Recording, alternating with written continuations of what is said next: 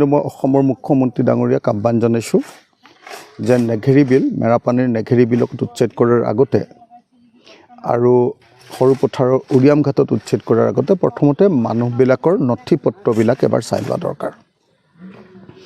মানুহবিলাক মুখ্যমন্ত্ৰীয়ে কোৱাৰ নিচিনাকৈ বাংলাদেশী নেকি, মানুহবিলাক মুখ্যমন্ত্ৰীয়ে কোৱাৰ নিচিনাকৈ সঁচাকৈ বিদেশী মানুহ নেকি, এইটো নথি পত্ৰবিলাক চাই লোৱা দৰকাৰ।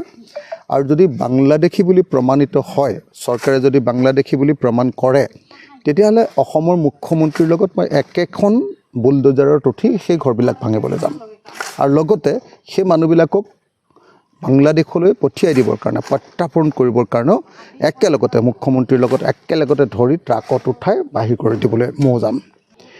মই যিমান দূৰ জানো, বহু ঠাইত মানুহক 1978 আৰু 79ত গোলাপ বৰবৰা চৰকাৰে নাগাসকলে যাতে অসমৰ মাটি ল'ব নোৱাৰে, তাৰ কাৰণে এখন প্ৰটেকশ্যন ৱাল ৰূপে তেনেকৈ কিছুমান সংখ্যালঘু মানুহক অসমৰ সীমান্তত বহুৱাইছিল। এতিয়া সেই কাগজ পত্ৰবিলাক সেইকাৰণে চাই লোৱা দৰকাৰ।